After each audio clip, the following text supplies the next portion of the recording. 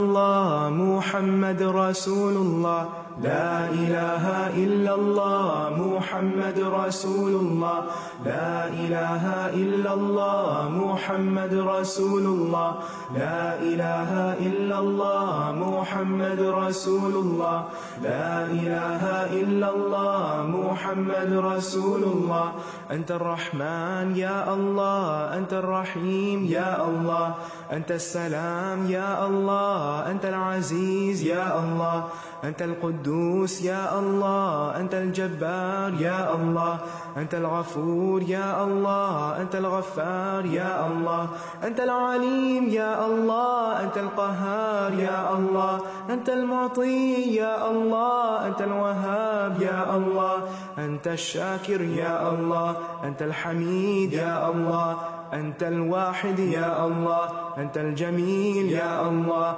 لا إله إلا الله محمد رسول الله لا إله إلا الله محمد رسول الله لا إله إلا الله محمد رسول الله لا إله إلا الله محمد رسول الله أنت الرزاق يا الله أنت السميع يا الله أنت الفتاح يا الله أنت البصير يا الله أنت المنان يا الله أنت اللطيف يا الله أنت الجواد يا الله أنت الخبير يا الله أنت الحليم يا الله أنت الشكور يا الله أنت العظيم يا الله أنت الودود يا الله أنت الرقيب يا الله أنت القريب يا الله أنت الكريم يا الله أنت الكبير يا الله لا إله إلا الله محمد رسول الله لا إله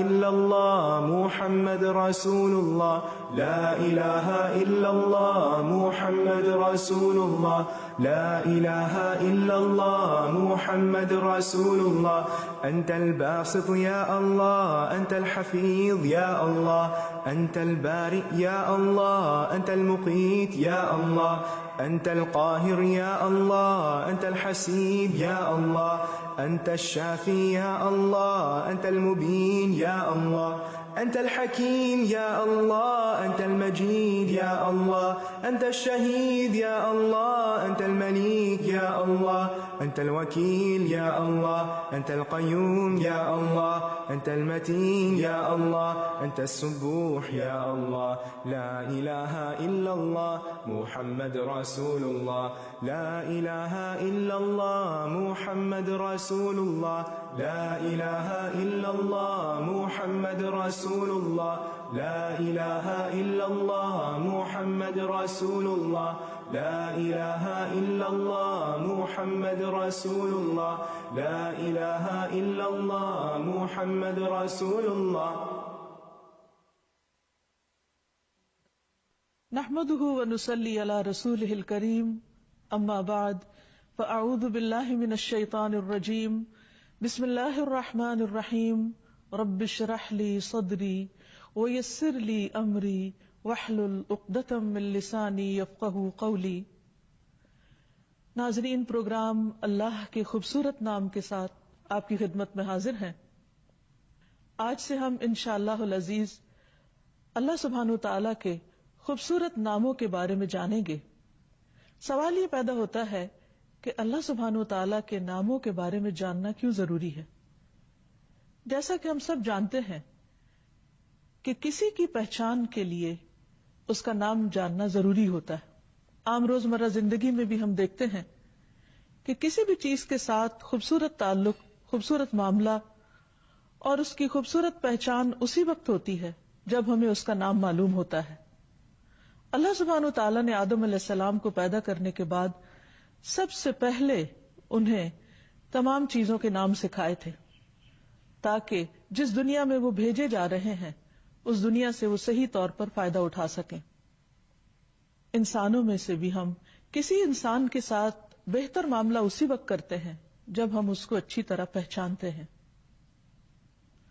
کسی بھی تعلق میں جتنی اچھی پہچان ہوتی ہے، دوسرے کی شخصیت کے بارے میں جتنا زیادہ ہم جانتے ہیں، اس کے ساتھ پھر اسی کے لیول اور اسی کے درجے کے مطابق ہم اس کے ساتھ معاملہ کرتے ہیں۔ اور پھر معاملے میں آسانی بھی ہوتی ہے، کام بھی آسان ہوتے ہیں اور زندگی خوشگوار ہوتی ہے۔ یہ تو تھا تعلق چیزوں کے ساتھ ہمارا یا انسانوں کے ساتھ۔ ہم پر سب سے بڑا حق ہمارے رب کا ہے، جس نے ہمیں پیدا کیا، جو ہمیں رزق دیتا ہے، جس کی طرف ہمیں واپس لوٹ کر جانا ہے۔ اس کے ساتھ ہمارا تعلق اسی وقت درست ہو سکتا ہے جب ہم اس کو پہچانتے ہوں، اور اس کی پہچان کے لیے اس کے ناموں کو جاننا، اس کی صفات کو جاننا بے حد ضروری ہے۔ اللہ سبحانہ و تعالیٰ نے ہمیں اپنی عبادت کے لیے پیدا کیا ہے۔ اس عبادت کا حق اس وقت تک ادا ہی نہیں ہو سکتا جب تک ہم اپنے معبود کو، یعنی جس کی ہم عبادت کرتے ہیں، اس کو جانتے نہ ہوں۔ ہم اس پر ایمان رکھتے ہیں، لیکن ایمان اس وقت تک کامل نہیں ہو سکتا جب تک ہم اس کو جانتے نہ ہوں جس پر ہم ایمان رکھتے ہیں۔ تو اس لیے ہم سب کے لیے بے حد ضروری ہے کہ ہم اپنے خالق و مالک کو پہچانیں، اور اس کی پہچان کے لیے اس کے ناموں کو جاننا، اس کی صفات کو جاننا بے حد ضروری ہے۔ اللہ سبحانہ و تعالیٰ پر ایمان، اس کے تقاضے اسی وقت پورے ہو سکتے ہیں جب ہم اس کی صفات کو جانیں۔ اللہ سبحانہ و تعالیٰ پر ایمان کے جو ارکان ہیں، ان میں سے ایک اس کے وجود پر ایمان ہے، دوسرا اس کی ربوبیت پر ایمان ہے، تیسرے اس کے اسماء اور صفات پر ایمان ہے۔ یعنی ہم یہ جانیں کہ اللہ سبحانہ و تعالیٰ کون ہے، ہم یہ جانیں کہ وہ کیسا رب ہے، ہم یہ جانیں کہ اس کے کیسے نام ہیں اور اس کی کیسی صفات ہیں۔ اور ویسے بھی جب ہم اس کو ایک مانتے ہیں، یعنی ہم اس کی توحید پر یقین رکھتے ہیں، تو یہ توحید بھی اس وقت تک صحیح معنوں میں اس کا حق ادا نہیں ہو سکتا جب تک کہ ہم اس کو پہچانتے نہ ہوں۔ خود اللہ سبحانہ وتعالیٰ نے قرآن مجید میں اپنے بارے میں اپنی پہچان کرائی ہے۔ رسول اللہ صلی اللہ علیہ وسلم نے اللہ سبحانہ وتعالیٰ کی پہچان مختلف ناموں کے ذریعے کروائی ہے۔ اللہ سبحانہ وتعالیٰ فرماتے ہیں وَلِلَّهِ الْأَسْمَاءُ الْحُسْنَى فَادْعُوهُ بِهَا، اور اللہ کے لیے ہیں اچھے اچھے نام، تو اس کو ان ناموں کے ذریعے پکارو، اس سے دعا کرو۔ یعنی اگر ہم اس کے سامنے اپنی حاجات رکھیں گے تو کس طرح رکھیں گے؟ ظاہر ہے اس کو پکار کر، اور کس طرح پکاریں گے؟ اس کے ناموں کے ساتھ ہی۔ مثلا جب ہم بخشش چاہیں تو کیا کہیں گے؟ یا غفور اغفر لی، اے بہت زیادہ بخشش فرمانے والے تو مجھے بخش دے۔ اگر ہم اپنے لیے حفاظت اور پروٹیکشن چاہیں گے تو اس کے نام یا حفیظوں کے ساتھ پکاریں گے، اے حفاظت کرنے والے تو میری حفاظت فرما۔ جب ہم اپنے لیے رحمت چاہیں گے تو کیسے پکاریں گے؟ یا رحیم ارحمنی، اے رحمت فرمانے والے تو مجھ پر اپنی رحمت فرما۔ اسی طرح اس کے ناموں کے ساتھ اس کو پکارنا اس کی عبادت بھی ہے۔ اور عبادت کس طرح کہ ان ناموں کو جان کر پھر اس کے ساتھ جو ہمارا درست تعلق ہوگا اس کا حق ہم کس طرح ادا کریں گے، اس حق کو اپنے اوپر پہچاننا، اپنے بارے میں جاننا اور اس کے مطابق اس کے ساتھ معاملہ کرنا، یہ دراصل اس کی عبادت کا بہترین طریقہ ہے۔ مثلا جب ایک انسان گناہ کرتا ہے اور وہ اللہ سبحانہ وتعالیٰ کی طرف پلٹنا چاہتا ہے، معافی مانگنا چاہتا ہے، تو جب تک وہ یہ نہیں جانتا کہ اس کا رب بہت زیادہ معاف کرنے والا ہے، توبہ قبول کرنے والا ہے، تو وہ توبہ کس طرح کرے گا، کس قسم کی توبہ کرے گا۔ اسی طرح اگر انسان اپنی زبان سے اپنے رب کا ذکر کرتا ہے تو جب تک وہ یہ نہیں جانتا کہ رب سنتا ہے تو وہ ذکر کیوں کرے گا اور وہ کس قسم کا ذکر کرے گا۔ ہاں جب وہ جان لے گا کہ اس کا رب بہت زیادہ سننے والا ہے، وہ نہ صرف یہ کہ ہماری ظاہری آوازوں کو سنتا ہے بلکہ وہ ہمارے دل کے اندر اٹھنے والے خیالات تک اور اندر کی سسکیوں تک کو سنتا ہے۔ پھر اسی طرح جب ہم عام روزمرہ زندگی میں کوئی عمل کریں تو ہمارے اعمال کو چونکہ وہ دیکھتا ہے تو اگر ہم یہ جانتے ہوں کہ وہ البصیر ہے، دیکھنے والا ہے، تو یقیناً ہمارا طرز عمل بدل جائے گا. اسی طرح اگر ہم یہ جانتے ہوں کہ وہ ہمارے دل کے اندر اٹھنے والے خیالات اور وسوسوں تک کو جانتا ہے، تو یقیناً ہم اس کے اللطیف ہونے پر یقینی طور پر ایمان رکھیں گے. تو بہرحال اللہ سبحانہ وتعالی کے ساتھ زندگی کے ہر معاملے میں، ہر لمحے میں، ہر موقع پر اسی وقت تعلق درست ہو سکتا ہے جب ہم اس کی مختلف صفات کو اس موقع کی مناسبت سے جانیں گے اور پہچانیں گے. پھر یہ بھی یاد رکھیے کہ اس علم کا حاصل کرنا تمام علوم سے زیادہ ضروری ہے، کیونکہ اللہ سبحانہ وتعالی کا حق ہم پر سب سے زیادہ ہے، اور اس کا حق ادا کرنے کے لیے اس کی پہچان ضروری ہے، اور اس کی پہچان کے لیے علم حاصل کرنا ضروری ہے. قرآن مجید میں اللہ تعالیٰ فرماتے ہیں فَاعْلَمْ أَنَّهُ لَا إِلَهَ إِلَّا هُوَ، جان لو کہ اس کے سوا کوئی الہ نہیں مگر وہی. گویا اس کے ایک الہ ہونے کو جاننا اور اس کو سمجھنا بھی ضروری ہے، اور اس سمجھ کے لیے ہمیں قرآن و سنت کے مطالعے کی ضرورت ہے، کیونکہ اللہ سبحانہ وتعالی کے حقیقی نام خود اللہ سبحانہ وتعالی کے سوا کوئی نہیں بتا سکتا. اس نے وحی کے ذریعے اپنے نام اور اپنی صفات کا ذکر قرآن مجید میں کیا، اور اپنے ناموں کے بارے میں خود رسول اللہ صلی اللہ علیہ وسلم کو بذریعہ وحی علم عطا کیا. اس لیے اگر ہم واقعی اس کو جاننا چاہتے ہوں تو ہمارے لیے یہ دو بڑے سورسز یعنی قرآن و سنت کا مطالعہ ضروری ہے. تو انشاءاللہ ہم اپنے اس پروگرام میں اللہ سبحانہ وتعالیٰ کے ان خوبصورت ناموں کی پہچان قرآن و سنت کے ذریعے آپ کے سامنے رکھیں گے، تاکہ ہم اللہ تعالیٰ کا حق صحیح طور پر ادا کر سکیں. اور اگر ہم اس کا حق ادا کریں گے تو وہ ہم سے راضی ہوگا، اور اگر وہ ہم سے راضی ہوگا تو ہی ہمارے لیے کامیابی اور نجات کی راہ کھلے گی. جیسا کہ عرض کیا کہ اللہ سبحانہ وتعالیٰ کی وحدانیت کو جاننے کے لیے بھی خود اللہ سبحانہ وتعالیٰ ہی کی طرف رجوع کرنا پڑے گا، جس کے بارے میں اللہ سبحانہ وتعالیٰ نے خود حکم بھی دیا. اسی طرح رسول اللہ صلی اللہ علیہ وسلم نے فرمایا جو شخص اس حال میں فوت ہوا کہ اسے علم تھا کہ اللہ کے سوا کوئی معبود برحق نہیں تو وہ جنت میں داخل ہوگا. گویا جنت میں داخلے کے لیے بھی ضروری ہے کہ اس کے ایک ہونے کے بارے میں صحیح علم حاصل کیا جائے، اور اگر یہ علم ہوگا تو یقینی طور پر اس علم کے مطابق انسان کا عمل بھی بدلے گا، اور وہ ویسا ہی ہوگا عمل پھر جو رب کو راضی کرنے والا ہوگا. پھر اسی طرح ایمان میں اضافے کے لیے بھی ضروری ہے کہ انسان اللہ سبحانہ وتعالی کے اسماء و صفات کو جانے.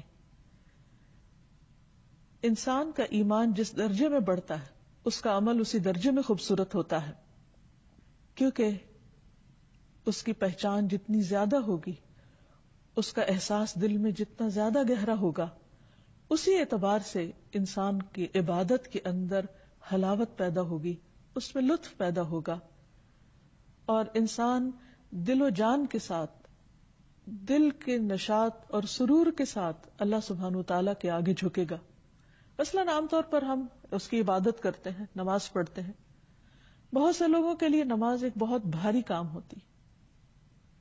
کیوں؟ اس لیے کہ وہ رب کو جانتے ہی نہیں، وہ پہچانتے نہیں، وہ اس کی قدر نہیں پہچانتے. اس لیے نماز ان کے لیے بس ایک مکینیکل عمل ہوتی ہے، کچھ چند حرکات کا نام ہوتی، جس کو وہ اپنے روز مرہ کے اسکیجول میں سے وقت نکال کر اس مخصوص وقت میں اس کے حضور حاضر ہونے کو ایک بہت مشکل کام سمجھتے ہیں. لیکن جو انسان اللہ تعالیٰ کو پہچانتا ہو کہ وہ کون ہے، کتنی عظیم ہستی ہے، اور اس کی عظمت اس کے دل میں جاگزیں ہو جائے، تو پھر ہو نہیں سکتا کہ اس کا دل اس کی عبادت کی طرف کھینچا نہ چلا جاتا ہو. کیونکہ یہ انسان کی عام کمزوری ہے کہ جس چیز کو بھی وہ اہمیت دیتا ہے، جس چیز کے اندر وہ اپنا فائدہ سمجھتا ہے، اس چیز کی طرف بغیر کسی کے کہے بھی کھنچتا چلا جاتا ہے، دوڑتا چلا جاتا ہے. مثلا دنیا میں ہم دیکھتے ہیں کہ ہم انسان کو مال سے محبت ہے، تو جہاں اس کو معلوم ہوتا ہے کہ اسے مال حاصل ہوگا، وہ کسی کو کہنے کی ضرورت نہیں ہوتی انسان خود دوڑ کر ان راستوں اور ان جگہوں پہ پہنچتا ہے جہاں سے اس کو مال حاصل ہوتا ہے. اسی طرح اگر کسی انسان کو دنیا کا کوئی علم چاہیے، کوئی ڈگری چاہیے، تو وہ پوری کوشش کرتا ہے کہ اسے کسی ایسی یونیورسٹی میں داخلہ ملے، کسی ایسی جگہ پر وہ چلا جائے کہ جہاں اس کی مرضی کے مطابق اسے علم حاصل ہو سکے. کسی کے کہنے پر اور کسی کے ابھارنے پر وہ اس طرف نہیں چلتا، بلکہ وہ خود اپنے دل کے شوق اور محبت کے ساتھ اور اپنی طلب اور تڑپ کے ساتھ اس راستے پر چلتا ہے. اسی طرح انسان کو دنیا میں جس بھی چیز کی چاہت ہوتی ہے وہ اس کے لیے راہیں نکال لیتا ہے. تو جب انسان کو اللہ سبحانہ و تعالیٰ کی پہچان ہو جاتی ہے تو پھر اللہ سبحانہ و تعالیٰ کی طرف جانے اور اس کی عبادت کرنے اور اس کے آگے جھکنے میں انسان کو مشکل پیش نہیں آتی.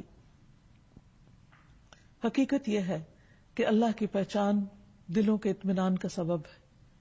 اللہ کی پہچان روح کے تزکیے کا ذریعہ ہے. اللہ کی پہچان عبادت میں لطف کا ذریعہ ہے. اس لیے ان ناموں کو جاننا، اس کی صفات کو جاننا بے حد ضروری ہے. پھر یہ کہ ہم سب بحیثیت مسلمان یہ بات جانتے ہیں کہ اللہ تعالیٰ نے ہمیں اپنی عبادت کے لیے پیدا کیا ہے. قرآن مجید میں اللہ تعالیٰ فرماتے ہیں وَمَا خَلَقْتُ الْجِنَّ وَالْإِنسَ إِلَّا لِيَعْبُدُونَ کہ میں نے جن و انس کو اپنی عبادت کے لیے پیدا کیا ہے. مجاہد کہتے ہیں کہ الا لیعبدون کا مطلب ہے الا لیعرفون کہ وہ مجھے پہچانے. یعنی عبادت کی بھی اصل روح کیا ہے؟ اللہ کی پہچان. اور جیسی پہچان ہوگی، جیسی معرفت ہوگی، ایسی ہی اس کی ذات پر یقین اور اس پر اعتماد ہوگا. اور جیسا یقین اور اعتماد ہوگا اسی کے مطابق اس کی طرف رجوع ہوگا. انسان کی زندگی میں مختلف طرح کے اتار چڑھاؤ آتے رہتے ہیں. کوئی بھی 2 دن ایک جیسے نہیں ہوتے. کبھی انسان کا دل خوش ہوتا ہے اور کبھی اداس ہوتا ہے. کبھی وہ کسی خوف کی حالت میں ہوتا ہے اور کبھی کسی غم کی حالت میں ہوتا ہے. اگر دیکھا جائے تو انسان کی زندگی کے کوئی بھی 2 دن برابر نہیں ہوتے. ایک دن اگر انسان خوش ہے تو دوسرے دن اداس ہوگا. ایک دن خوف کی حالت میں ہے تو دوسرے دن غم کی حالت میں. انسان کی یہ بدلتی ہوئی کیفیات بعض اوقات خود اس کے اپنے کنٹرول میں بھی نہیں ہوتی. ایسے میں انسان اپنے آپ کو انتہائی کمزور محسوس کرتا ہے اور اس کو کسی بڑے سہارے کی ضرورت ہوتی ہے. عام طور پر انسان پھر کس کا سہارا لیتا ہے؟ اپنی کسی بھی ایسی تکلیف، مجبوری اور کمزوری کی حالت میں وہی جو اس کو سامنے نظر آتا ہے. حالانکہ اس سے بڑا سہارا موجود ہے لیکن وہ اس کو جانتا نہیں، وہ اس کو پہچانتا نہیں.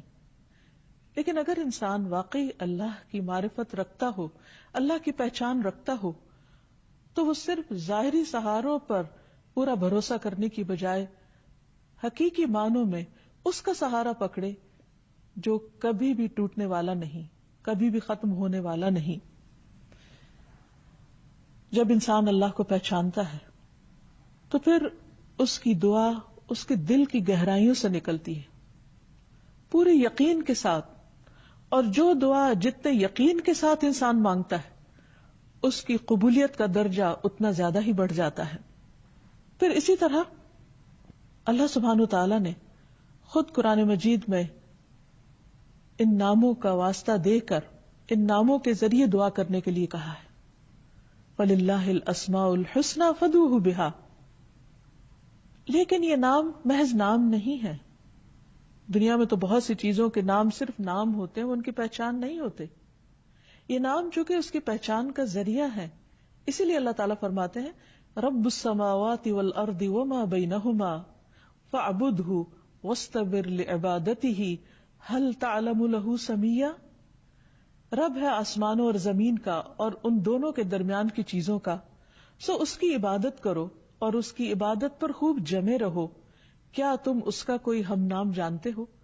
یعنی اس کے سوا کوئی اور ایسا ہے کہ جس سے تم دعا کرو گے، جس کو تم پکارو گے، جو حقیقی معنوں میں تمہاری مدد کر سکتا ہو، جو تکلیف کے وقت تمہاری تکلیف دور کر سکتا ہو، جو تمہارے دل کو تھام سکتا ہو؟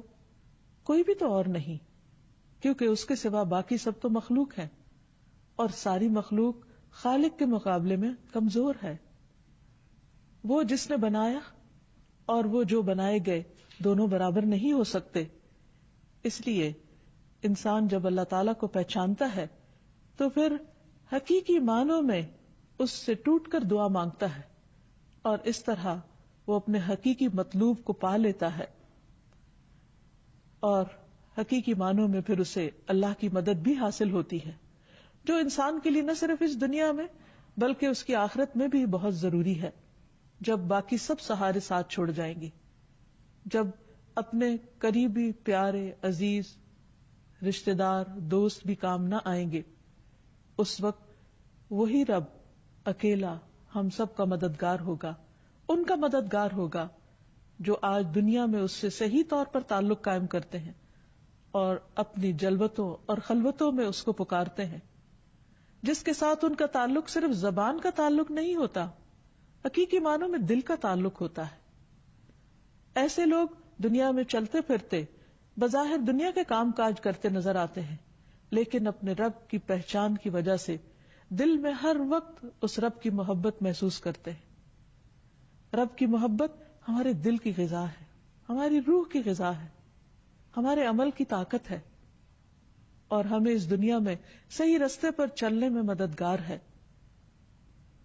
وہ دل کی ایسی روشنی ہے جس کے بغیر صحیح اور غلط کا فرق معلوم نہیں ہو سکتا. رب کی پہچان دلوں کی وہ روشنی ہے کہ جس کے بغیر انسان اچھے اور برے میں صحیح معنوں میں تمیز نہیں کر سکتا، جس کے بغیر وہ صحیح اور غلط کا فرق نہیں جان سکتا. اس لیے جب بندہ اپنے رب کو پہچانتا ہے تو پھر ہر غلطی کرنے کے بعد بھی اسی کی طرف لوٹتا ہے. ابو ہریرہ رضی اللہ عنہ کہتے ہیں کہ میں نے نبی صلی اللہ علیہ وسلم کو فرماتے ہوئے سنا ہے، ایک بندے نے بہت گناہ کیے اور کہا، اے میرے رب، میں نے گناہ کیا، تو مجھے بخش دے. اللہ تعالیٰ فرماتا ہے، میرا بندہ جانتا ہے کہ اس کا کوئی رب ہے. میرا بندہ جانتا ہے، اس کو معلوم ہے کہ اس کا کوئی رب ہے جو گناہوں کو معاف کرتا ہے اور گناہ کی وجہ سے سزا بھی دیتا ہے. میں نے اپنے بندے کو بخش دیا. پھر بندہ رکا رہا جتنا اللہ نے چاہا کہ وہ اس گناہ سے رکا رہے، اور پھر اس نے گناہ کر لیا، کیونکہ انسان کمزور ہے. پھر واپس وہیں جا گرتا ہے جہاں سے وہ اٹھتا ہے. پھر اس نے عرض کیا، اے میرے رب، تو مجھے معاف کر دے، میں نے دوبارہ گناہ کر لیا ہے. اے میرے رب، مجھے بخش دے. اللہ تعالیٰ فرماتا ہے، میرا بندہ جانتا ہے کہ اس کا کوئی رب ہے جو اس کا گناہ معاف کرتا ہے اور اس کے بدلے سزا بھی دیتا ہے. میں نے اپنے بندے کو بخش دیا. پھر وہ بندہ رکا رہا جب تک اللہ نے چاہا، اس گناہ سے رکا رہا اور پھر گناہ کر بیٹھا.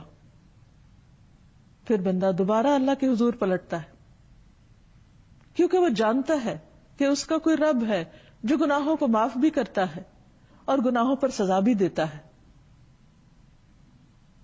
پھر وہ رب کو پکارتا ہے، رب اسے پھر بخش دیتا ہے. اللہ تعالیٰ فرماتا ہے، میرا بندہ جانتا ہے اس کا رب ہے جو معاف کرتا ہے اور سزا بھی دیتا ہے. میں نے اپنے بندے کو 3 بار معاف کیا، بس اب جو چاہے عمل کرے. یعنی جتنی بار بھی وہ گناہ کرے گا، اگر وہ مجھے پہچان کر میری طرف پلٹے گا اور حقیقی معنوں میں شرمندگی کے ساتھ مجھ سے معافی مانگے گا، یہ جانتے ہوئے کہ میں معاف کر سکتا ہوں، تو میں اس کو معاف کر دوں گا، اور اس کے بغیر چارہ بھی نہیں. یہ ہو نہیں سکتا کہ ہم بار بار غلطی نہ کریں، اور اگر ہم یہ نہ جانتے ہوں کہ ہمارا رب بار بار معاف کر سکتا ہے تو پھر انسان مایوس ہو جائے گا. اور اگر انسان مایوس ہو جائے تو پھر زندگی میں وہ آگے نہیں بڑھ سکتا، وہ ترقی نہیں کر سکتا. تو اس لیے بندے کے لیے یہ جاننا بہت ضروری ہے، اس دنیا اور آخرت کی بھلائی اور کامیابی، فلاح اور نجات کے لیے، کہ وہ اپنے رب کے اس صفت کو جانتا ہو کہ واقعی وہ بخشنے والا ہے. پھر اسی طرح جو شخص ان ناموں کو جان لے اس کے لیے جنت کی خوشخبری ہے. رسول اللہ صلی اللہ علیہ وسلم نے فرمایا، اللہ تعالیٰ کے 99 نام ہیں، 1 کم 100. جو شخص ان سب کو محفوظ رکھے گا وہ جنت میں داخل ہوگا. اللہ سبحانہ تعالیٰ کے ناموں کو جاننے اور اس کی پہچان کے بارے میں یہ بھی یاد رکھیے کہ ان ناموں کی پہچان صرف دنیا کی کامیابی کا ذریعہ ہی نہیں بلکہ آخرت میں جنت کے حصول کا ذریعہ بھی ہے، جس سے بڑی کوئی کامیابی ہے ہی نہیں۔ رسول اللہ صلی اللہ علیہ وسلم نے ارشاد فرمایا، اللہ تعالیٰ کے 99 نام ہیں، یعنی 1 کم 100۔ جو شخص ان سب کو محفوظ رکھے گا وہ جنت میں داخل ہوگا۔ یہ صحیح بخاری کی روایت ہے۔ اسی طرح صحیح مسلم کی روایت ہے، اس میں ابو ہریرہ ہی روایت کرتے ہیں کہ رسول اللہ صلی اللہ علیہ وسلم نے فرمایا، اللہ تعالیٰ کے 99 نام ہیں، جس نے انہیں محفوظ کیا وہ جنت میں داخل ہوگا، اور بلا شبہ اللہ وتر ہے اور وتر کو پسند کرتا ہے۔ اس کا کیا مطلب ہے؟ من احصاها دخل الجنہ، جس نے ان ناموں کو شمار کیا وہ جنت میں داخل ہوگا، یعنی ان ناموں کا احاطہ کرنے کی کوشش کی، ان ناموں کے معنی کو جانا، ان کے تقاضے کے مطابق عمل کیا، اور پھر ان کی بنا پر اپنے رب، اپنے خالق و مالک کے ساتھ اپنے تعلق کو درست کیا، اور ان ناموں کے تقاضے کے مطابق اپنے اعمال کو تبدیل کیا، تو ایسا شخص اللہ سبحانہ تعالیٰ کی رحمت کا مستحق ہوگا۔ ابن القیم رحمہ اللہ کہتے ہیں کہ اللہ کے اسماء کو گن کر محفوظ رکھنے کے کچھ مرتبے ہیں، کچھ درجے ہیں۔ بندہ جب ان ناموں کو یاد کر لیتا ہے تو جنت میں داخل ہو جاتا ہے۔ یاد کرنے سے مراد صرف زبانی میمورائز کرنا ہی نہیں، بلکہ ابن القیم کے مطابق پہلا مرتبہ ہے ان کے الفاظ کو گننا اور شمار کرنا، دوسرا مرتبہ ہے ان کے معنی اور مفہوم کو جاننا، تیسرا مرتبہ ہے ان کے ساتھ دعا مانگنا، کیونکہ اللہ سبحانہ وتعالیٰ نے فرمایا وَلِلَّهِ الْأَسْمَاءُ الْحُسْنَى فَادْعُوهُ بِهَا، اور اللہ ہی کے لیے ہیں اچھے اچھے نام، پس تم اس کو ان ناموں کے ساتھ پکارو۔ اور اللہ کے ناموں کے ساتھ دعا مانگنے کے 2 مرتبے ہیں۔ نمبر 1 دعاء العبادہ، تعریف اور عبادت کی دعا، اور نمبر 2 دعاء المسئلہ، طلب اور مانگنے کی دعا۔ تو گویا اللہ تعالیٰ کی تعریف نہیں کی جا سکتی مگر اللہ سبحانہ و تعالیٰ کے خوبصورت ناموں کے ذریعے اور اس کی بہترین صفات کے ذریعے۔ یعنی اگر ہم اللہ تعالیٰ کی عبادت کرنا چاہیں، اللہ تعالیٰ کی حمد و ثنا کرنا چاہیں، اللہ تعالیٰ کا شکر ادا کرنا چاہیں، اللہ تعالیٰ سے اپنی محبت کا اظہار کرنا چاہیں، تو اس کے لیے ضروری ہے کہ ہم اس کو اس کے پیارے پیارے ناموں کے ساتھ پکاریں، وہ نام جو خود اس نے اپنے ہمیں بتا دیے، کیونکہ اس سے زیادہ خود اس کے بارے میں اور کون جان سکتا ہے، کوئی اور ہمیں اس کے بارے میں کیا بتا سکتا ہے سوائے اس کے جو خود اس نے اپنی پہچان ہمیں کرا دی۔ لہذا جب ہم اللہ سبحانہ وتعالیٰ کے ان ناموں کا ذکر کریں گے، ورد کریں گے، ان کے ساتھ اس کو پکاریں گے، تو گویا یہ ایک عبادت کی حالت ہوگی، اور پھر اگر ہم اس سے کچھ مانگیں گے تو وہ ہمیں عطا کرے گا، کیونکہ یہ اس کا اپنا فرمان ہے کہ تم ان کے ساتھ اس کو پکارو۔ اور یہاں یہ بات بھی پھر یاد رہے کہ یہ نام خود اس نے ہمیں بتائے، لہذا ان ناموں کی مناسبت کے ساتھ اپنی حاجات پیش کرنا، اس سے سوال کرنا، اس سے دعا مانگنا اس کو پسند ہے۔ ویسے بھی دعا کرنا ایک عبادت ہے، اور اللہ سبحانہ وتعالیٰ اس بندے سے خوش ہوتا ہے، اس سے راضی ہوتا ہے جو اپنی ہر چھوٹی بڑی ضرورت میں اللہ سبحانہ وتعالیٰ کی طرف رجوع کرتا ہے۔ اور اس میں بندے کے لیے عین سعادت ہے، خوش قسمتی ہے کہ اللہ نے اپنے بندوں کو اپنا ہی محتاج کیا، جو ان کا حقیقی مالک ہے اور ان کو سب کچھ دینے پر قادر ہے، انہیں دوسری مخلوقات کے تابع نہیں کیا۔ باقی مخلوقات درخت ہوں یا پتھر ہوں، زمین ہو یا آسمان ہو، ستارے ہوں یا چاند ہوں، یہ سب تو انسان کی خدمت میں لگے ہوئے ہیں۔ یہ انسان کے الہ ہو نہیں سکتے، انسان کے معبود ہو نہیں سکتے، اور حقیقی معبود وہی ہے جو ان سب کا خالق ہے، اور وہی ہم سے چاہتا ہے کہ ہم باقی تمام چیزوں کی غلامی سے آزاد ہو کر صرف اس کے غلام بن جائیں، صرف اس کے بندے بن جائیں، تعریف بھی کریں تو اس کی، شکر ادا کریں تو اسی کا، مانگیں تو اسی سے، اور گناہ کر لیں تو پلٹیں بھی اسی کی طرف جو شرمندہ نہیں کرتا، جو پکارتا ہے کہ اے دن کے گناہگار تو رات کو لوٹا، میں تجھے معاف کر دوں گا، اور اے رات کے گناہگار تو دن کو پلٹا، میں تجھے معاف کر دوں گا۔ اگر تیرے گناہ آسمان کے کناروں تک پہنچ جائیں تو میں اتنی ہی مغفرت کے ساتھ تجھے ملوں گا اور میں تجھے معاف کر دوں گا۔ وہ ہمارا اپنا رب ہے، وہ تمام بندوں اور تمام مخلوق سے زیادہ ہم سے محبت کرنے والا ہے۔ ہماری نجات اسی کے دامن میں ہے، اسی کی طرف رجوع کرنے میں ہے۔ لہذا یہ نام جہاں عبادت کا ذریعہ ہے، وہاں مانگنے کا ذریعہ ہے، دعا کا ذریعہ ہے، لہذا اس سے مانگتے رہنا چاہیے۔ اور پھر اس معاملے میں ایک احتیاط بھی ضروری ہے، اور وہ یہ کہ اللہ سبحانہ و تعالیٰ کو صرف وہی نام دیے جائیں گے جو اس نے خود ہمیں بتائے ہیں۔ ہم اپنی طرف سے اس کا کوئی نام نہیں رکھ سکتے، اور نہ ہی ہمیں اس کی اجازت ہے کہ ہم اس کے ناموں میں الحاد کریں، درست راستے سے ہٹیں۔ یعنی جو نام اللہ سبحانہ تعالیٰ نے یا اللہ سبحانہ تعالیٰ نے اپنے حبیب محمد صلی اللہ علیہ وسلم کے ذریعے ہمیں بتائے ہیں، اس کے علاوہ ہم اپنی طرف سے اس کا کوئی نام نہیں رکھ سکتے۔ مثلا ہم یہ جانتے ہیں کہ اللہ سبحانہ تعالیٰ شفا دیتے، لیکن ہم اللہ سبحانہ تعالیٰ کا نام ڈاکٹر نہیں رکھ سکتے، وہ نام انسانوں کے لیے۔ تو وہ نام جو عام طور پر ہم نے انسانوں کے لیے رکھے ہیں یا انسانوں کی جو صفات ہیں، وہ اللہ سبحانہ تعالیٰ کو زیبا نہیں ہے۔ اس لیے اس معاملے میں بہت احتیاط کی بھی ضرورت ہے، اور ہمیں اس معاملے میں کتاب و سنت سے آگے نہیں بڑھنا۔ اور پھر اللہ سبحانہ تعالیٰ کو مخلوق سے تشبیہ نہیں دینی، کیونکہ اللہ سبحانہ تعالیٰ ان سب سے اعلیٰ و افضل ہے، اس لیے اس کی جو صفات ہیں اسی کے ساتھ خاص ہیں، اور جو اس کی صفات ہے وہ اسی کو زیبا ہے، اور اس میں کسی بھی قسم کی تحریف جائز نہیں، کسی بھی قسم کی تشبیہ جائز نہیں، کسی بھی قسم کی تمثیل جائز نہیں۔ یعنی ہم یہ نہیں کہیں گے کہ اللہ تعالیٰ سنتا ہے جیسے بندے سنتے ہیں، نعوذ باللہ، ایسا نہیں کہہ سکتے۔ اسی طرح یہ بھی نہیں کہ وہ کیسے سنتا ہے یہ ہمیں نہیں معلوم، نہ اس نے ہمیں بتایا ہے۔ ہمارا بس یہ یقین ہونا چاہیے کہ اس نے ہمیں بتایا ہے کہ وہ سنتا ہے تو بس سنتا ہے، کیسے کا جواب ہمیں نہیں معلوم۔ اسی طرح اس کے ناموں میں کمی اور کوتاہی بھی درست نہیں۔ ہمارا ایمان ہے اس پر، وہ ویسا ہی ہے جیسا اس نے ہمیں بتایا ہے کہ وہ ہے۔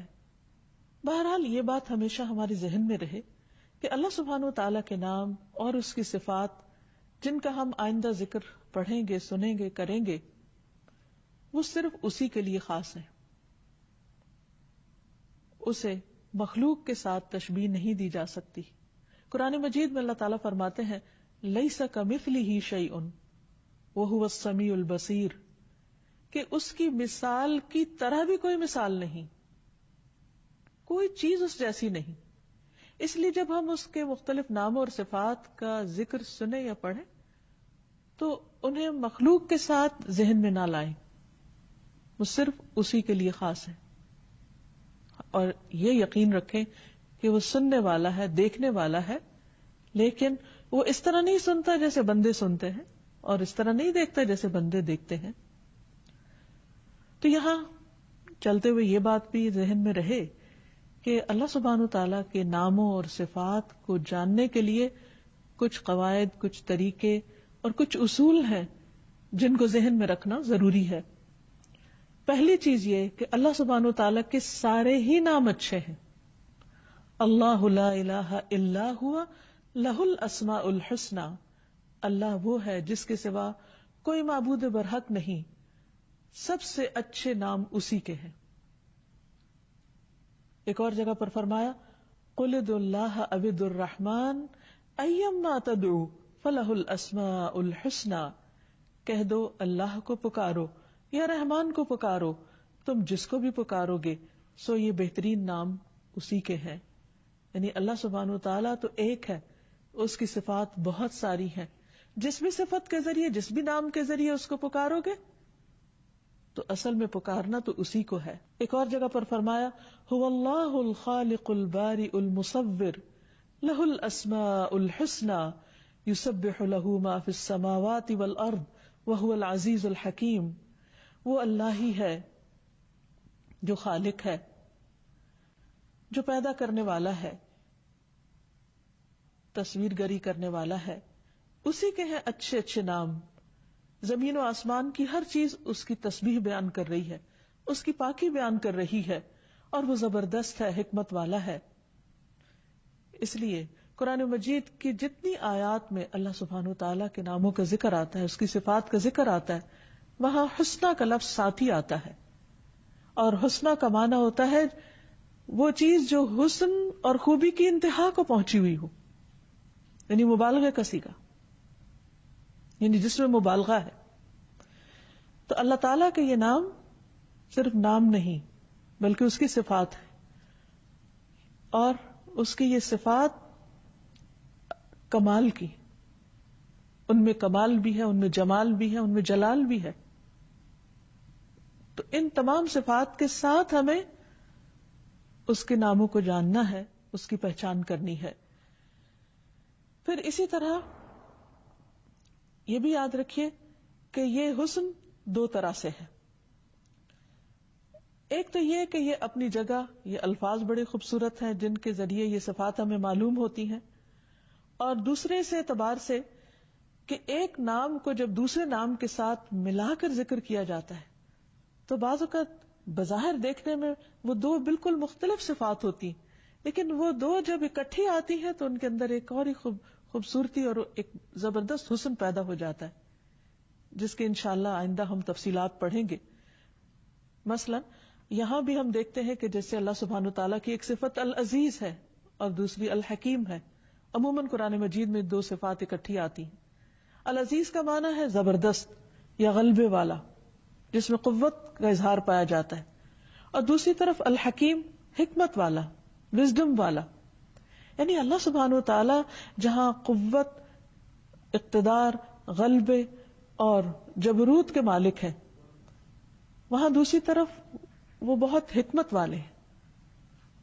عموماً کیا ہوتا ہے کہ جب کسی کے پاس قوت آ جاتی تو وہ اس قوت کو جیسے چاہتا ہے استعمال کرتا ہے, لیکن اللہ سبحانہ وتعالی اپنی ان تمام قوتوں کو حکمت کے ساتھ استعمال کرتے ہیں. اور پھر آخر میں یہ کہ اللہ تعالی کے نام صرف کسی مخصوص تعداد یا مقدار میں نہیں, بلکہ اس کے کچھ نام ایسے ہیں جو اس نے اپنے خزانہ غیب میں رکھے ہوئے, اور کچھ نام اس کی کتاب میں ہیں, اور کچھ نبی صلی اللہ علیہ وسلم کے ذریعے ہمیں بتائے گئے.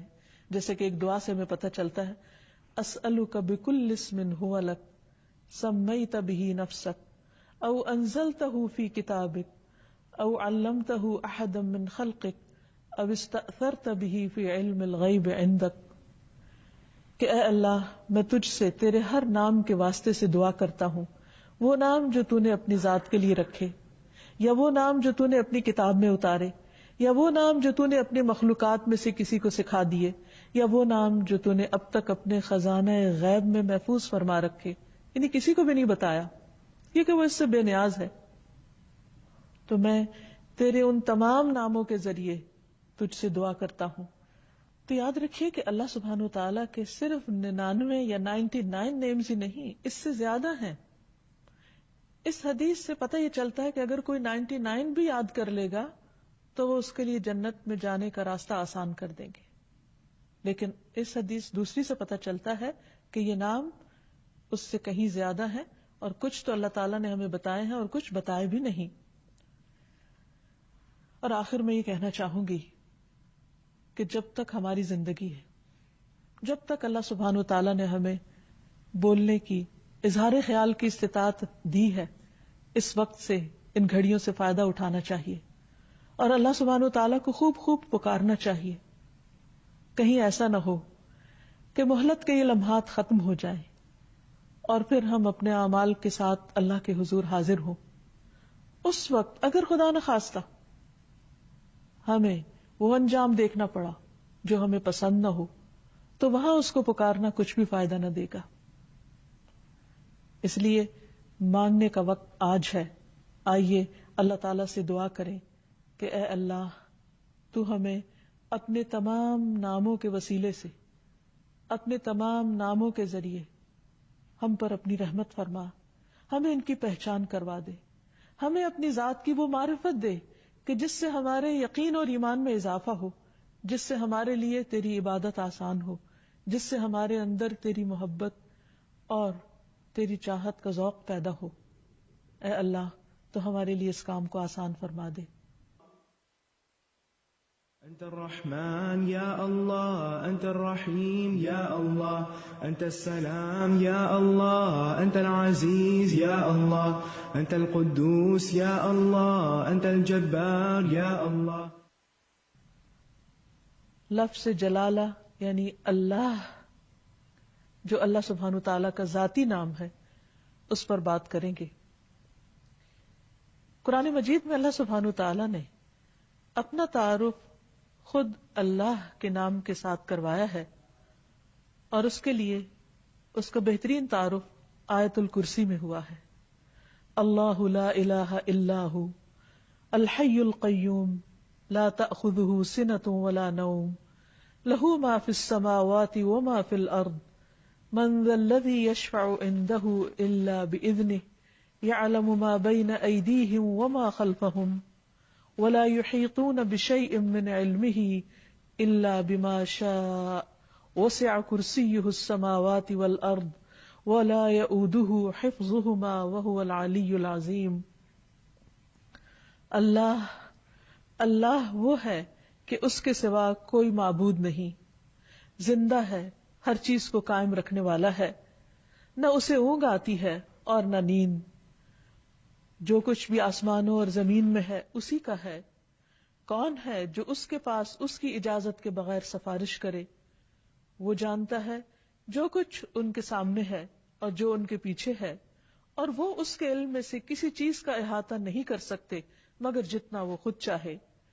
اس کی کرسی آسمان و زمین پر چھائی ہوئی ہے اور اسے ان دونوں کی حفاظت نہیں تھکاتی۔ وہ سب سے بلند اور سب سے بڑا ہے۔ یہ ہے اللہ رب العالمین۔ لفظ اللہ سبحانہ تعالیٰ کا ذاتی نام صرف اللہ ہی کے لیے مخصوص ہے۔ پوری کائنات میں اللہ کے نام سے سوائے اس کے کوئی بھی نہیں جانا جاتا، کسی اور کا یہ نام ہے ہی نہیں۔ هل تعلم له سمیہ؟ نہیں، یہ نام ایک انتہائی خوبصورت نام ہے۔ اگر اس کی تحریر پر آپ غور کریں تو اس کے ساری شیپ اوپر کو اٹھتی ہوئی جاتی ہے، جو اپنی تحریر کے اعتبار سے بھی اللہ سبحانہ تعالیٰ کی عظمت اور بلندی پر دلیل ہے۔ اس کو اسم الجلالہ، اللہ کا عزت والا نام، بلند نام، جلیل القدر نام، جو اسماء حسنہ میں سے سب سے عظیم اور اعلیٰ ہے، صرف اسی کا ہے۔ اس کے لغوی معنی کیا ہے؟ اس کا مطلب کیا ہے؟ اس کی اصل الالہ ہے، لیکن باقی اسماء کے ساتھ جب ال لگتا ہے تو الگ پڑھا جاتا ہے۔ لیکن سبحان اللہ، اللہ سبحانہ تعالیٰ کے اس نام میں ال اس کا حصہ بن چکا ہے، یعنی اللہ بجائے اس کے کہ ہم کہیں الالہ، وہ خاص الہ، کیا کہا جاتا ہے؟ اللہ۔ عربی لغت میں یہ لفظ 4 معنوں میں استعمال ہوتا ہے۔ نمبر 1 المعبود، یعنی اللہ کون ہے؟ وہ جو معبود ہے، خاص الہ ہے جس کی عبادت کی جاتی ہے۔ نمبر 2 الملجأ، جس کی پناہ لی جاتی ہے، خوف میں، غم میں، پریشانیوں میں جس کی طرف رجوع کیا جاتا ہے، جو پناہ گاہ ہے۔ نمبر 3 المفزوع الیہ، یعنی گھبراہٹ میں جس کی مدد حاصل کی جاتی ہے۔ جب سارے سہارے ٹوٹ جاتے ہیں تو ہر انسان، خواہ وہ اس کو نہ بھی مانتا ہو، پھر بھی اسی کی طرف لوٹتا اور پلٹتا ہے۔ اور چوتھا معنی ہے المحبوب، وہ محبوب جس کے ساتھ عظیم محبت ہو، ہر چیز سے بڑھ کر محبت ہو، اور اس کے بارے میں عقل حیران ہو۔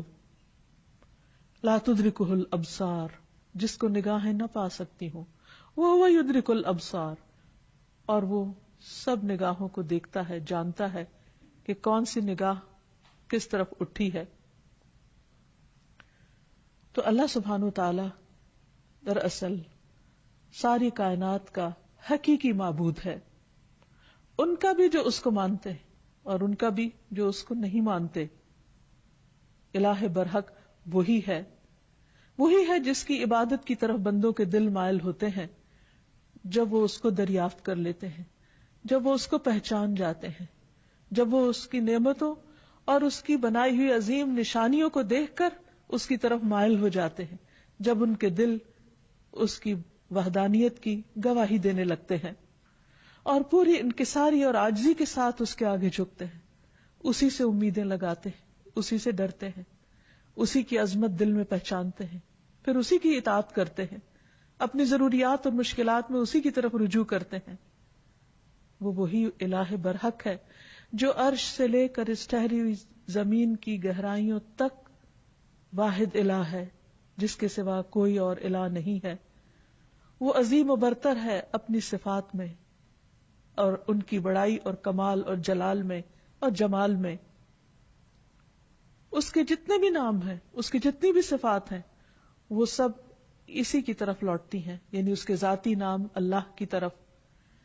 اس کا کوئی شریک نہیں، کوئی اس کے مشابہ نہیں، کوئی اس کے ہم مثل نہیں، کوئی اس کا ہمسر نہیں، کوئی اس کا مددگار نہیں. وہ ہر لحاظ سے کامل ہے.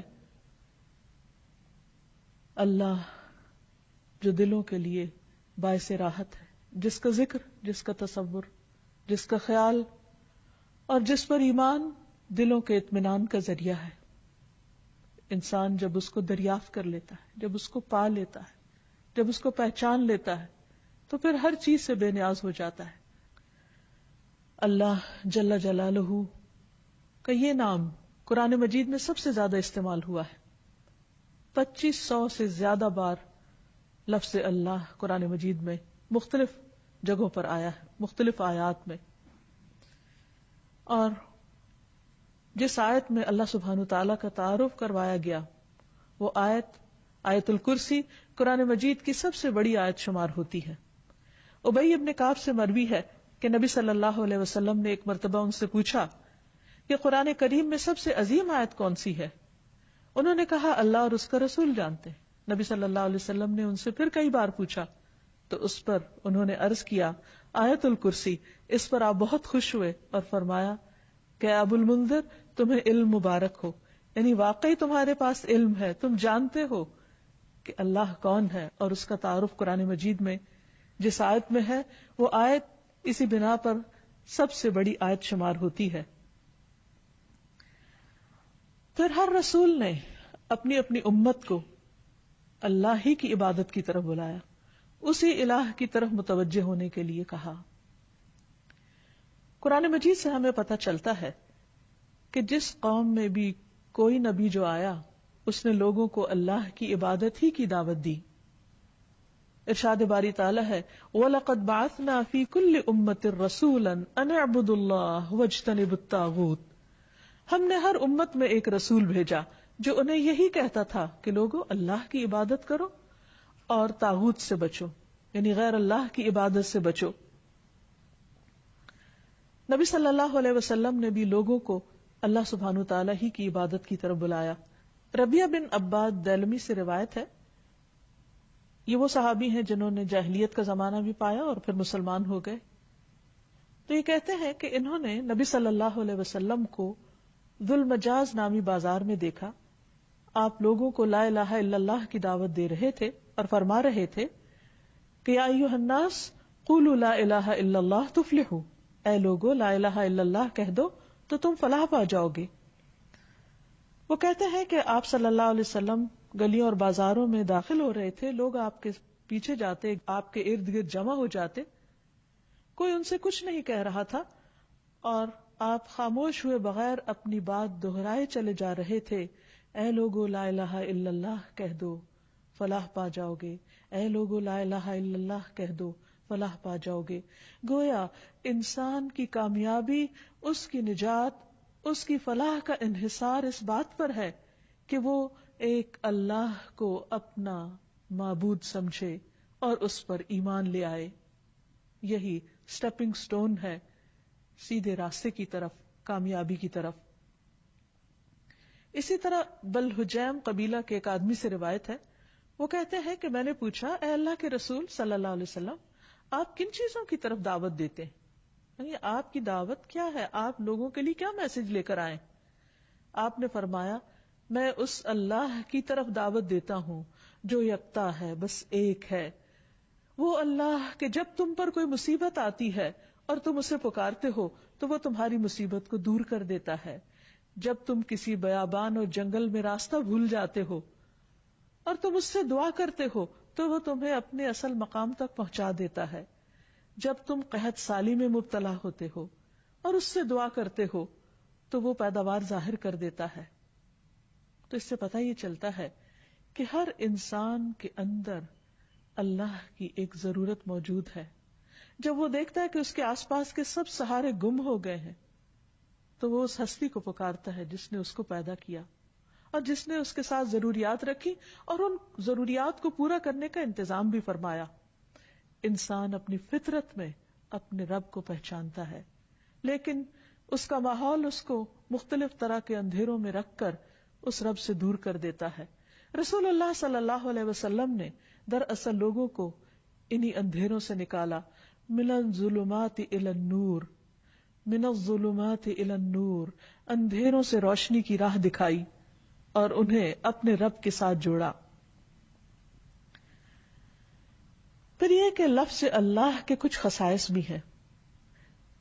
اس لفظ کی سب سے پہلی خصوصیت ہے کہ یہ اللہ سبحانہ وتعالی کا اسم اعظم ہے۔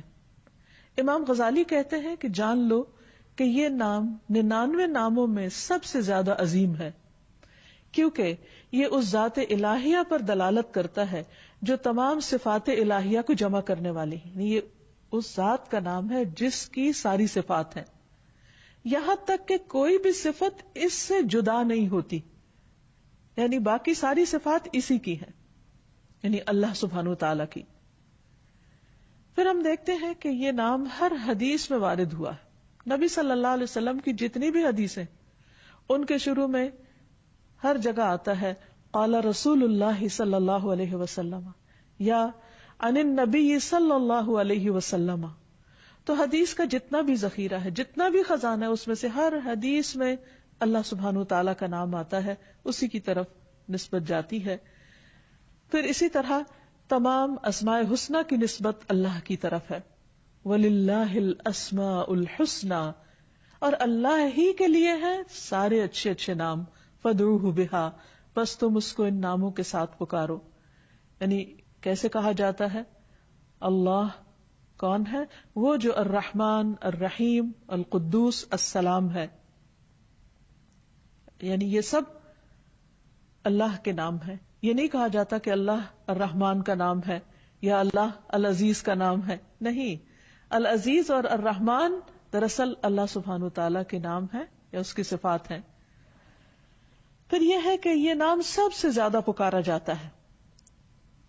مصنون دعاؤں کو اگر ہم دیکھیں، نبی صلی اللہ علیہ وسلم نے اللہ سبحانہ وتعالی کو جن ناموں سے پکارا ان میں سب سے زیادہ یہی نام آتا ہے اللہم کے ساتھ۔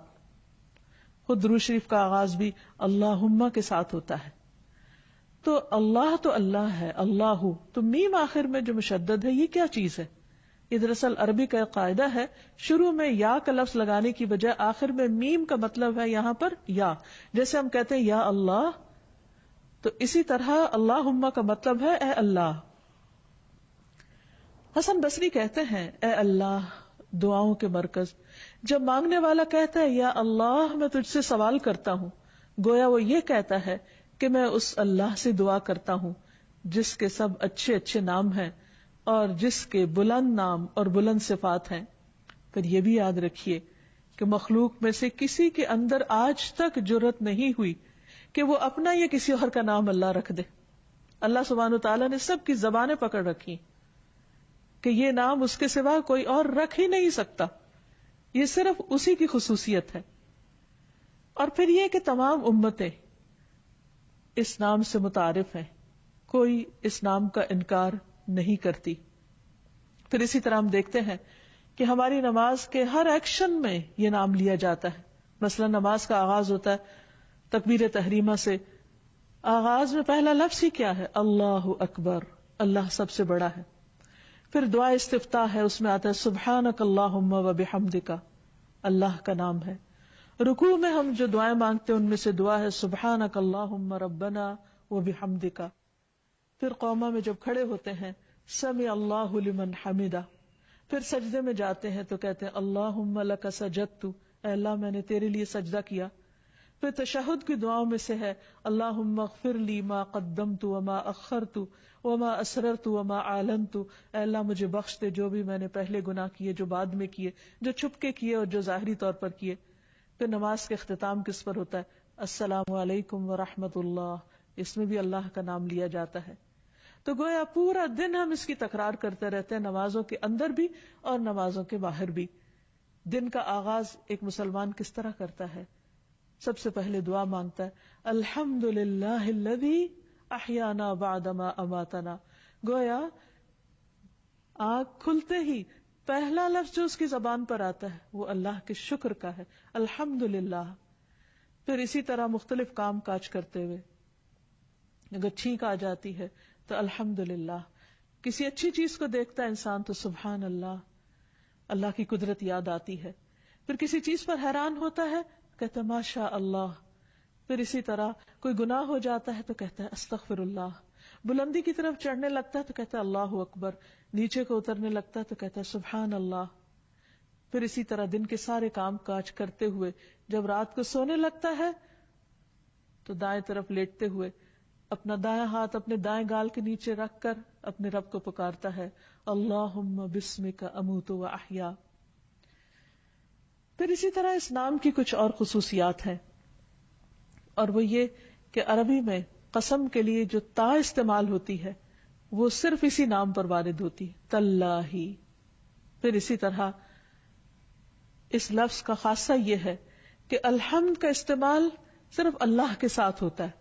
یہ نہیں ہوتا الحمد الرحمن، الحمد للرحمن یا الحمد للرحیم، نہیں، الحمد للہ. اسی طرح باقی بھی بہت سے جب ہم دعائیں اللہ تعالیٰ سے مانگتے ہیں یا اللہ تعالیٰ کی تعریف بیان کرتے ہیں تو لفظ اللہ ہی کے ساتھ کر رہے ہوتے ہیں. پھر اس نام کی بہت سی برکات بھی ہیں، یعنی یہ صرف ایسا نہیں کہ صرف ایک نام ہے، بلکہ یہ ہماری روح اور ہمارے دل کی زندگی ہے. جب جب ہم تکلیف میں ہوتے ہیں، جب ہم کسی بھی طرح تنہا محسوس کرتے ہیں تو یہ نام ہمارے اندر سے تنہائی کا احساس ختم کر دیتا ہے. اللہ سبحانہ تعالیٰ کا یہ نام یعنی اللہ جو اس کا ذاتی نام ہے، یہ صرف ایک نام ہی نہیں، اس کی بہت سی برکات بھی ہیں، اس کے بہت سے فائدے ہیں. یہ صرف اس کا نام نہیں، یہ اس کی پہچان بھی ہے، اور یہ ہماری دل، روح اور جان کی زندگی ہے. ہم جب تنہا ہوتے ہیں تو جو ہی اس کا نام لیتے ہیں یوں لگتا ہے کوئی تنہائی تنہائی نہیں. جب خوف زدہ ہوتے ہیں اور اس کو پکارتے ہیں تو لگتا ہے کوئی خوف نہیں. ایک دم دلوں کو قرار آ جاتا ہے، تسکین مل جاتی ہے. اگر انسان تکلیف کے وقت بسم اللہ کہتا ہے تو اس کی تکلیف دور ہو جاتی ہے. حضرت جابر کہتے ہیں کہ جب غزوہ احد میں طلحہ رضی اللہ عنہ کی انگلی کٹی تو انہوں نے سی کہا، جیسے عام طور پر ہمارا ریاکشن ہوتا ہے. تو رسول اللہ صلی اللہ علیہ وسلم نے فرمایا اگر تم اس وقت بسم اللہ کہتے یعنی سی کرنے کی بجائے اللہ کے نام کو یاد کرتے تو فرشتے تمہیں اٹھا لیتے اس حال میں کہ لوگ تمہیں دیکھ رہے ہوتے. یعنی اتنی قوت ہے اس نام کے اندر. پھر اسی طرح ہم ہر کام کے شروع میں بھی بسم اللہ پڑھتے ہیں اور اس سے اس کام میں برکت ہو جاتی. مثلا کھانا کھاتے وقت اگر کھانا بسم اللہ سے شروع کیا جائے تو اس کھانے میں برکت ہو جاتی. حضرت عائشہ سے روایت ہے کہ ایک مرتبہ نبی صلی اللہ علیہ وسلم اپنے 6 صحابہ کے ساتھ بیٹھ کر کھانا کھا رہے تھے کہ ایک دیہاتی اچانک آیا اور اس نے بسم اللہ پڑھے بغیر کھانا شروع کیا اور 2 لقموں میں سارا کھانا سمیٹ گیا. تو آپ صلی اللہ علیہ وسلم نے فرمایا اگر یہ بسم اللہ پڑھ لیتا تو تم سب کو یہ کھانا کفایت کر جاتا. یعنی اگر بسم اللہ سے یہ آغاز کرتا تو 6 میں اگر 7واں بھی شامل ہو جاتا تو سب کی بھوک دور ہو جاتی. اور اس موقع پر آپ نے یہ تعلیم دی کہ جب تم میں سے کوئی شخص کھانا کھائے تو اسے اس پر بسم اللہ پڑھ لینی چاہیے. اور اگر وہ شروع میں بسم اللہ بھول جائے تو یاد آنے پر بسم اللہ اولہ و آخرہ پڑھ لیا کرے۔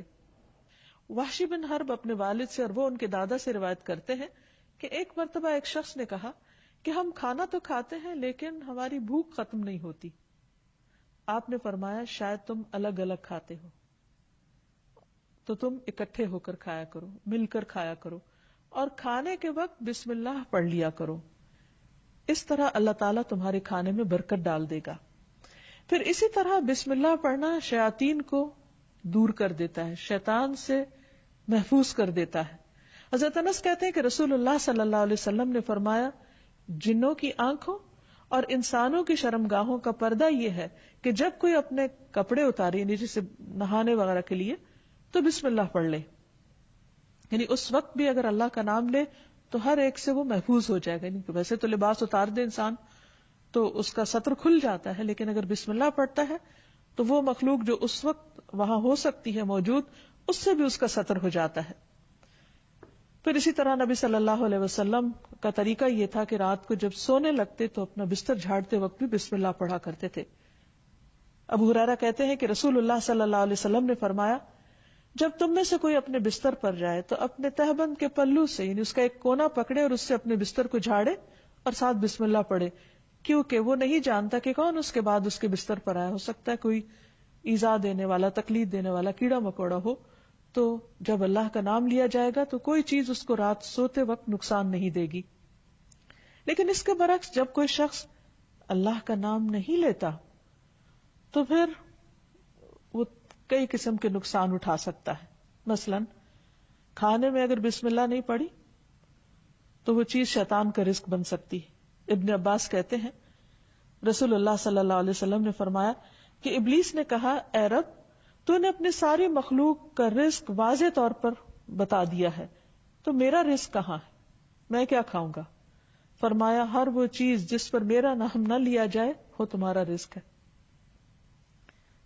تو اس سے آپ اندازہ لگائیے کہ ہم جب کھانے پر اللہ کا نام نہیں پڑھتے تو یہ معمولی سی بات نہیں ہے، ہم دراصل اپنا ہی کھانا اپنے دشمن کو کھلا رہے ہوتے ہیں۔ پھر اسی طرح جب انسان گھر میں داخل ہوتا ہے تو گھر میں داخل ہوتے وقت اگر اللہ کا نام نہیں لیتا اور کھانا کھاتے وقت اللہ کا نام نہیں لیتا تو شیطان کہتا ہے کہ آج اس گھر میں تمہارے لیے کھانا بھی ہے اور رات گزارنے کی جگہ بھی ہے۔ لیکن اگر بسم اللہ پڑھتا ہے انسان تو وہ کہتا ہے کہ آج اس گھر میں نہ کھانا ہے اور نہ تمہاری رات گزارنے کی جگہ ہے۔ پھر اسی طرح جس مجلس میں اللہ کا نام نہ لیا جائے وہ مجلس قیامت کے دن انسان کے لیے حسرت کا باعث بنے گی۔ رسول اللہ صلی اللہ علیہ وسلم نے فرمایا جو لوگ کسی جگہ پر مجلس کریں لیکن اس میں اللہ کا ذکر نہ کریں وہ ان کے لیے قیامت کے دن حسرت کا باعث ہوگی، اور جو آدمی کسی راستے پر چلتے ہوئے اللہ کا ذکر نہ کرے وہ چلنا بھی قیامت کے دن اس کے لیے حسرت کا باعث ہوگا۔ جو آدمی اپنے بستر پر آئے لیکن اللہ کا نام نہ لے وہ اس بستر پر آنا بھی اس کے لیے باعث حسرت ہوگا۔ یعنی زندگی میں کوئی بھی کام کاج کرتے وقت جب اس کام کاج میں اللہ کا ذکر نہیں ہوتا، اللہ کی یاد نہیں ہوتی، اللہ کا نام نہیں ہوتا، تو قیامت کے دن ایسے سارے اعمال انسان کے لیے حسرت و یاس کا ذریعہ بن جائیں گے، کیونکہ جس کام کو انسان بسم اللہ پڑھ کر شروع کرتا ہے وہ کام اس کے لیے عبادت ہو جاتا ہے۔ کھانا کھانا بظاہر صرف دنیا کا ایک کام ہے، یعنی دنیاوی کام ہے، بظاہر دیکھنے میں کوئی عبادت نہیں ہے، لیکن صرف بسم اللہ پڑھ کر جب آغاز کرتا ہے انسان تو وہ سارا کھانے کا عمل اس کے لیے عبادت بن جاتا ہے۔ اللہ کا نام لے کر انسان اپنے بستر میں جاتا ہے تو وہ سونا عبادت بن جاتا ہے۔ وہ واک کر رہا ہے، اللہ کا ذکر کر رہا ہے، گھر سے نکلتا ہے بسم اللہ توکلت علی اللہ پڑھتا ہے، وہ گھر سے نکلنا اس کے لیے عبادت بن جاتا ہے اور اس کو شیاطین کے شر اور دیگر شر سے محفوظ رکھنے کا ذریعہ بن جاتا ہے۔ اللہ سبحانہ وتعالی نے مختلف چیزوں کے ساتھ اپنے اس نام کو رکھ کر انہیں شرف اور عزت بھی بخشا ہے۔ مثلا بیت اللہ، اللہ کا گھر، یہ نہیں کہ اللہ تعالیٰ وہاں رہتے ہیں، لیکن اس گھر کو عزت اور شرف بخشی اپنے نام کی طرف نسبت دے کر۔ پھر اسی طرح آپ نے فرمایا نبی صلی اللہ علیہ وسلم نے کہ 3 لوگ اللہ کے وفد ہیں، یعنی اللہ تعالیٰ ان کو اپنا وفد کہتے ہیں، اپنا ڈیلیگیشن، غازی، حج کرنے والا اور عمرہ کرنے والا، ان کو بھی اللہ سبحانہ تعالیٰ نے عزت اور شرف بخشی اپنے نام کے ساتھ۔ پھر اسی طرح کچھ لوگوں کو اللہ تعالیٰ نے اہل اللہ کہا ہے، یعنی اللہ کے اہل. انس رضی اللہ عنہ سے مروی ہے کہ رسول اللہ صلی اللہ علیہ وسلم نے فرمایا لوگوں میں سے کچھ اہل اللہ ہوتے ہیں. آپ نے پوچھا اہل اللہ کون لوگ ہوتے ہیں؟ فرمایا اہل قرآن. اہل قرآن ہی اہل اللہ اور اس کے خاص لوگ ہیں، یعنی قرآن پڑھنے والوں کو اللہ سبحانہ تعالیٰ نے عزت اور شرف بخشی. پھر اسی طرح مساجد اللہ قرآن مجید میں آتا ہے، اللہ کی مسجدیں. پھر کچھ لوگوں کو اللہ کے پڑوسی کہا گیا. رسول اللہ صلی اللہ علیہ وسلم نے فرمایا اللہ تعالیٰ قیامت کے دن اعلان کریں گے میرے پڑوسی کہاں ہیں، میرے پڑوسی کہاں ہیں. فرشتے پوچھیں گے اے رب کسے زیب دیتا ہے کہ وہ تیرے پڑوس میں آئے، تیرا پڑوسی بنے. اللہ تعالیٰ فرمائے گا مساجد کو آباد کرنے والے کہاں ہیں، یعنی مسجد کو اللہ نے اپنا گھر کہا اور مسجد کی خدمت کرنے والے کو اپنا پڑوسی کہا. پھر اسی طرح جو لوگ اللہ کے دین کی خدمت کریں، اس کی مدد کریں، ان کو اللہ تعالیٰ نے انصار اللہ کہا اور اس کے لیے دعوت عام بھی دی. یا ایھا الذین آمنوا کونوا انصار اللہ، اے لوگو جو ایمان لائے ہو اللہ کے مددگار بن جاؤ. پھر اسی طرح قوم سمود کی اونٹنی کو جو خاص نشانی کے طور پر ظاہر ہوئی اس کو ناقۃ اللہ، اللہ کی اونٹنی کہا. اور حقیقت یہ ہے کہ اللہ کے نزدیک بندوں کے ناموں میں سے بھی جو پسندیدہ نام ہیں ان میں سے ایک عبداللہ اور دوسرے عبد الرحمن ہے، جیسے کہ نبی صلی اللہ علیہ وسلم نے ہمیں تعلیم دی ہے. جب ایک بندہ اس نام کے ساتھ اللہ کو پکارتا ہے تو اس کی دعا سنی جاتی ہے، اس کی دعا قبول ہوتی ہے. اور اس کے بارے میں ہم دیکھتے ہیں کہ رسول اللہ صلی اللہ علیہ وسلم کی اکثر دعائیں اسی نام کے ساتھ شروع ہوتی تھی.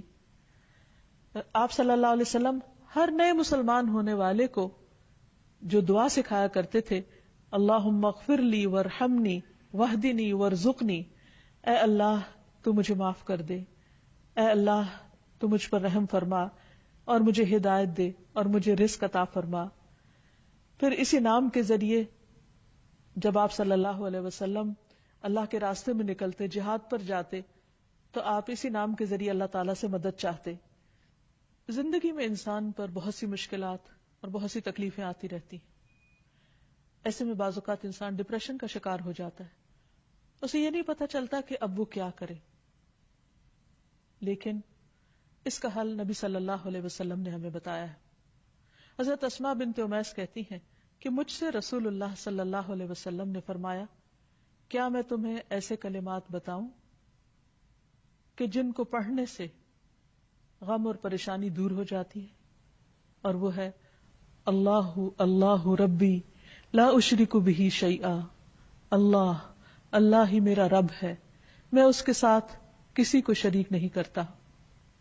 جب انسان کثرت سے اس کی تکرار کرتا ہے تو بڑے سے بڑا رنج اور غم دور ہو جاتا ہے، کیونکہ نبی صلی اللہ علیہ وسلم نے جو بھی ہمیں تعلیم دی ہے وہ دراصل اللہ سبحانہ تعالیٰ ہی نے آپ کو دی تھی، اور اسی کی روشنی میں آپ نے وہ تمام چیزیں ہمیں سکھائیں.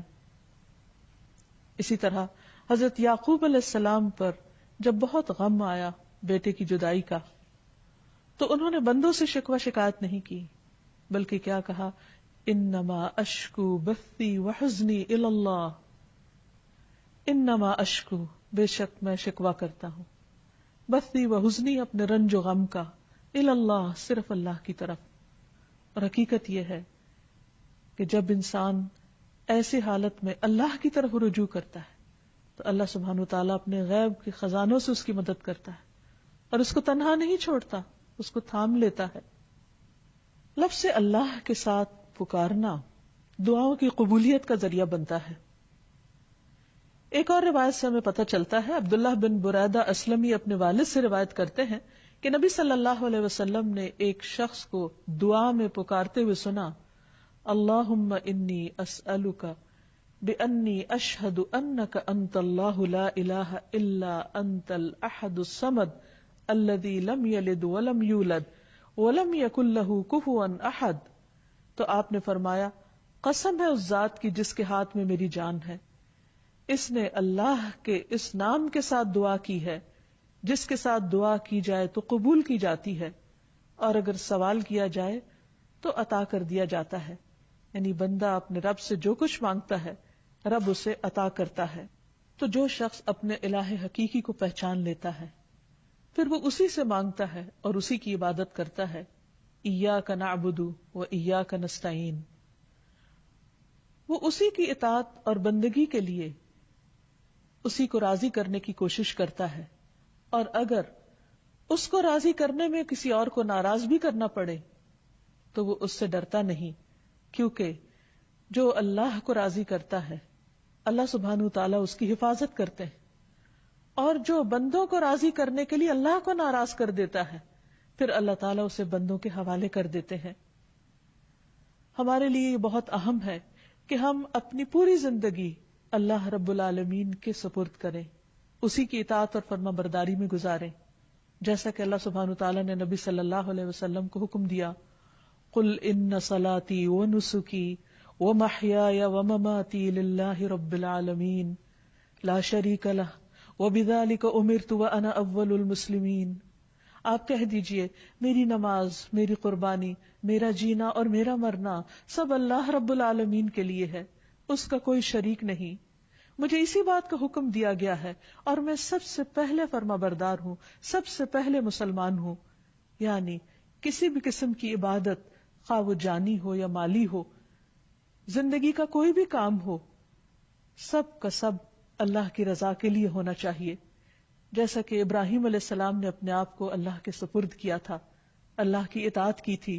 اذ قال له ربه اسلم قال اسلمت لرب العالمین. جب اس کے رب نے کہا کہ تم اپنے رب کے حوالے کر دو اپنے آپ کو، تو انہوں نے کیا کہا کہ میں رب العالمین کا فرما بردار ہو گیا. ایسا ہی دین دراصل اللہ کا مطلوب دین ہے کہ بندہ اپنے آپ کو اللہ کے حوالے کرے، اسی کا فرما بردار بن جائے، اسی کا اطاعت گزار بن جائے. ارشاد باری تعالی ہے وَمَنْ أَحْسَنُ دِينًا، اس سے اچھا دین کس کا ہو سکتا ہے، ممن اسلم وجہہ للہ، جس نے اپنا آپ اللہ کے حوالے کر دیا، اپنا چہرہ اللہ کے لیے تابع کر دیا، اس کے آگے جھک گیا، اس کی بات کے آگے، اس کے حکم کے آگے. وَهُوَ مُحْسِنٌ، اور وہ محسن بھی ہے، ہر کام کو بہت اچھی طرح کرنے والا ہے.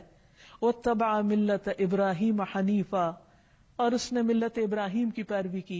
وَاتَّخَذَ اللَّهُ إِبْرَاهِيمَ خَلِيلًا، اور اللہ نے ابراہیم کو اپنا دوست بنا لیا. تو جو شخص اللہ کی اطاعت اور فرما برداری کرتا ہے وہ اللہ کا خاص بندہ بن جاتا ہے، اور جو اللہ کا خاص بندہ ہوتا ہے وہ دنیا میں سب سے زیادہ خوش قسمت ہوتا ہے، کیونکہ اسے دنیا کے کسی بڑے کا فیور نہیں، اللہ کا فیور اور اللہ سبحانہ تعالیٰ کی رحمت اور بخشش اور عنایت اور رضا اس کو حاصل ہو جاتی ہے. اور اس سے بڑی کیا چیز ہو سکتی ہے اس شخص کے لیے جو اللہ کو اپنا رب مانتا ہو. اسی لیے ایسا بندہ جب رات کو سونے لگتا ہے تو اپنا سب کچھ اللہ کے سپرد کر دیتا ہے، اور یوں اللہ سبحانہ تعالیٰ کے آگے عاجزی اور فریاد کرتا ہے، اللہم اسلمت نفسی الیک ووجہت وجہی الیک وفوضت امری الیک والجأت ظہری الیک رغبتا ورہبتا الیک لا ملجا ولا منجا منک الا الیک آمنت بکتابک الذی انزلت وبنبیک الذی ارسلت. اے اللہ، میں نے اپنی جان تیرے سپرد کی، اپنا چہرہ تیری طرف کر لیا، اپنا معاملہ تیرے سپرد کر دیا، جتنے بھی پریشانیاں، غم اور ہم ہیں سب تیرے حوالے کر دی، تو ہی ان کی بہترین ٹیک کیئر کرنے والا ہے. اپنے آپ کو تیری طرف متوجہ کیا، تجھی پر بھروسہ کیا، تیری طرف رغبت اور تیری خوف کی وجہ سے تیرے سوا کوئی جائے پناہ نہیں. میں تیری کتاب پر ایمان لایا جو تو نے نازل کی، تیرے نبی پر ایمان لایا جو تو نے ہی بھیجا. ایسا شخص اگر رات کو فوت ہو جاتا ہے تو وہ فطرت پر ہوتا ہے، اسلام پر ہوتا ہے، وہ دراصل اللہ کے اس فرمان کے تابع ہوتا ہے کہ اس کا سب کچھ اپنے رب کے لیے ہے. اور اگر وہ صبح کرتا ہے تو حدیث میں آتا ہے کہ ایسا شخص خیر پر، بھلائی پر صبح کرتا ہے. حقیقت یہ ہے کہ جو لوگ اللہ کو پہچان لیتے ہیں وہ سب سے بڑھ کر اللہ سے محبت کرنے والے ہوتے ہیں، اور یہی ان کے ایمان کا تقاضا ہوتا ہے. والذین آمنوا اشد حبا للہ، وہ لوگ جو ایمان والے ہیں وہ اللہ کی محبت میں سب سے زیادہ شدید ہوتے ہیں. نبی صلی اللہ علیہ وسلم نے فرمایا، تم میں سے کوئی شخص اس وقت تک مومن نہیں ہو سکتا جب تک اسے اللہ اور اس کے رسول دوسرے سب لوگوں سے زیادہ محبوب نہ ہو جائیں. ایسے لوگ صرف محبت ہی نہیں کرتے، وہ اللہ سے ڈرتے بھی ہیں، اور جو اللہ سے ڈرتے ہیں پھر وہ لوگوں سے نہیں ڈرتے، اور جب وہ اللہ سے ڈرتے ہیں تو اللہ کے ڈر سے پھر وہ اللہ کی نافرمانی کے کام چھوڑ دیتے ہیں، پھر ان کی محبت اور ان کی نفرت بھی اللہ ہی کی خاطر ہوتی ہے، پھر وہ اللہ کو کثرت سے یاد کرنے والے ہوتے ہیں اور اس حکم پر عمل کرنے والے. یا ایھا الذین آمنوا اذکروا اللہ ذکرا کثیرا، اے لوگو جو ایمان لے آئے ہو اللہ کا ذکر کرو، اللہ کو یاد کرو، کثرت سے یاد کرنا. وسبحوہ بکرۃ واصیلا، اور صبح و شام اس کی تسبیح بیان کرو. ایسے ہی لوگ سب سے آگے نکل جانے والے ہیں، ایسے ہی لوگ سب سے آگے بڑھ جانے والے ہیں، اور انہی کا انجام بہترین ہے. نبی صلی اللہ علیہ وسلم نے فرمایا مفردون سبقت لے گئے. لوگوں نے پوچھا اللہ کے رسول صلی اللہ علیہ وسلم وہ کون ہے؟ آپ نے فرمایا اللہ کا بہت زیادہ ذکر کرنے والے مرد اور عورتیں.